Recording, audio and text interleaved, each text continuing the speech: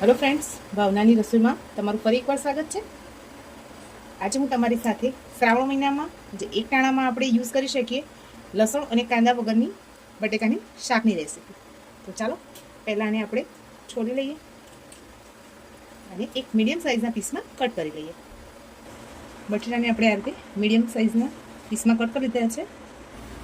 આ શાકનો વઘાર આપણે ડાયરેક્ટ કુકરમાં જ કરીશું। એક નાની ચમચી જેટલી રાઈ ઉમેરીશું, જીરું ઉમેરીશું। રાઈ આપણી સરસ પતળી ગઈ છે એટલે એમાં તેલ ઉમેરી દઈશું। તેલ ગરમ થઈ ગયું છે, એમાં અડધી ચમચી જેટલી હિંગ ઉમેરી દઈએ। મીઠા લીમડાના પાન ઉમેરી દઈશું। લીલા મરચાં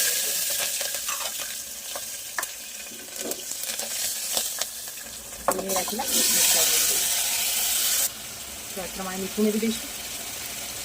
અડધી ચમચી જેટલો હળદર પાવડર ઉમેરી દઈએ। એક મોટી ચમચી જેટલું ધાણા જીરું પાવડર ઉમેરીશું। એક ચમચી જેટલું લાલ મરચું પાવડર ઉમેરી દઈએ। હવે થોડું પાણી ઉમેરી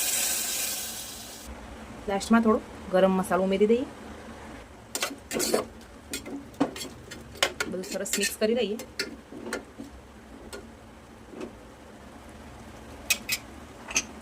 હાઈ ગેસની ફ્લેમ ઉપર 2 થી 3 સીટી આવે ત્યાં સુધી શાકને થવા દઈએ।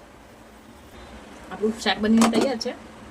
હવે એને એક સર્વિંગ બાઉલમાં સર્વ કરી લઈએ। વ્રત, ઉપવાસ કે એક ટાણામાં ખાઈ શકાય તેવી કાંદા અને લસણ વગરની બટેકાની સબ્જી બનીને તૈયાર છે। તમને મારી આ રેસીપી કેવી લાગી કમેન્ટમાં જરૂર જણાવજો। લાઈક, શેર અને સબસ્ક્રાઈબ કરજો। Thank you.